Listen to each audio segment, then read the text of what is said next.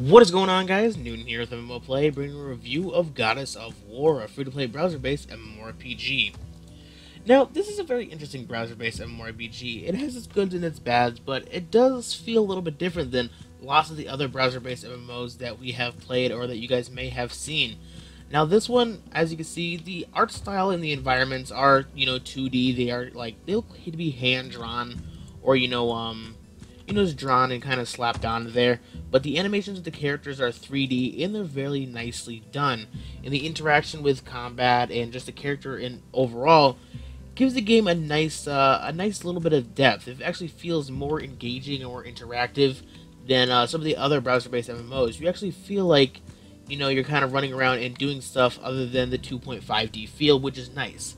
I don't know, the game just feels a little bit different and it feels nice. Now the game does have a few drawbacks, and we'll kind of go over that in a few. But we're going to go ahead and continue on with the questing. I mean, the quest based on the progression in the game is very straightforward. It does have the auto-tracking like most browser-based MMORPGs do, which is no surprise really. But we're going to go ahead and engage in one of the dungeons and go over the combat animations and other stuff like that, which feels pretty nice. But where the game does kind of fall off a bit is the very large frame drops you'll notice now and again. As you can see, I'm playing. There are quite a bit of frame drops, and it can get very annoying at times. Now, I don't know if the game is poorly optimized, but it's definitely not the internet connection. I definitely have a good connection set up, and I gotta say, just trying to play this game for a little while, I've noticed it happens every now and again. Some parts of the dungeons fail to load in. They're a bit pixelated, and sometimes there's very big frame drops while fighting monsters. But if you can get past that, the combat in the game and the environments are very fun to explore and fun to engage in. So that was a quick little dungeon. Let's go ahead and auto path. We'll keep going on with the quest, checking out the different features. As for in-depth features with your character, there isn't too much that's really going on over here. We have one we just earned over here. We're going to gain some, basically this is kind of like a passive tree. The more we level up and more we progress in it, the more passive stats will be added to our character, which is nice. It's cool. It's a nice little system to make your character progress, and the more you go on, you can progress through other characters over here, which will give you various different stats, which is nice. And for our character, as you can see here, we have our character overview. We have our gear, very standard, straightforward, nothing we haven't seen before, and we have our skill tab. Nothing too in-depth. We do get a few skills. Now, there's two different classes, the Paladin and the Warrior, and each one does get different skills at level 1, 20, 30, 40, and 55. Now, there isn't a ton of skills, but each skill can be upgraded and become stronger, so you do end up utilizing all of them. But as for character customization or making a build and acquiring different skills and using different ones other than other Paladins, which is the class I'm playing right now, pretty much every character will end up being the same. But overall, I mean, the skills are nice and everything works pretty well other than the frame drop issues, which is nice. So the game's okay. Like I said, if you can get past those few little downfalls, overall it's a nice and very fun browser-based game. It definitely has a lot more to bring, or feels a lot nicer and more engaging than other browser-based MMOs. So we're going to go ahead and equip the weapon over here. Let's go ahead and drag that over here. There we go. We got that equipped. Now I'm very interested to see if it'll change the look of our character at all. It seems like it does kind of have a an already pre-made look for your character, so it doesn't seem like changing the weapon changed much over here, or anything at all for that matter, but that's okay. I mean, the character models do look pretty nice overall.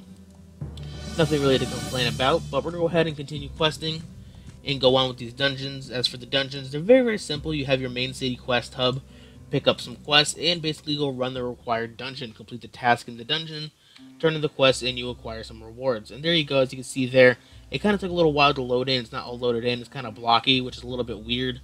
But I mean, like I said, it's kind of the only downfall of the game. If you can get past that, it's really not bad. So let's go ahead and take this lady out over here. Now, the combat's very simple. Just click on the monsters you want to attack, and you'll start attacking them. She keeps teleporting all over the place. We don't have any skills. We don't have any skills to use, actually, so we just got to auto-attack her down. Now, as for my health, I don't know if we'll be able to kill her. Oh, she just disappeared. Okay, that's fine. But I guess we'll go on. Keep killing these wolves, and as you can see here, we got some other players kind of running about. But once again, there is that frame drop issue that I'm kind of encountering. which is, yeah, like I said, it's a little bit of a drawback. So let's go ahead and go through and kill these guys. And now if I were to compare the combat to anything, I would compare it to kind of like Diablo 3 or Path of Exile feel. It has, you know, the isometric view with the click to move and click on the enemies to attack them. So kind of like that dungeon crawler feel, if I were to compare it to anything, which is alright. It's very fun, and I like that kind of combat style. Nothing really wrong with that. So let's go ahead and keep taking these guys out. Go on with the progress over here, and that looks like it's about it for the quest. So we completed that dungeon, we got some XP, we got some rewards, we can get the battle report, we can re-enter if we choose to, or we can leave, but we're going to go ahead and leave so we can finish in the quest. There we go, we finished that. We're going to acquire another level. No, pretty close. So let's go over here, talk to this lady, do the crystals over here, and this will basically give us various rewards and other stuff like that for our character. So let's go ahead and detect one over here, which that's what to do, detect more crystals. The more we do that, the more we can acquire.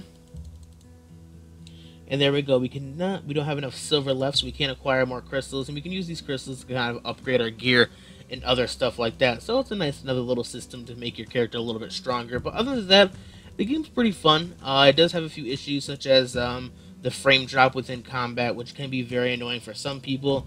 It doesn't always run very smooth, but as a game as a whole, it's a very much more engaging and feels more of a whole as a browser-based MMORPG, which is nice to see. And I've enjoyed it quite a bit. Now, it's not a perfect game, it does have its faults, so I'm going to go ahead and give the game a 5 out of 10. The combat is great, I do enjoy it. It would be a ton more fun if there was no frame drops and lots of the loading issues in the game, which I think just kind of falls in. They need to do some better optimization with the game. But overall, the game is very simple and straightforward, and overall not too bad if you can get past that issue. So, if you guys have enjoyed the video, don't forget to like and subscribe for more. But until next time, guys, I'll talk to you later.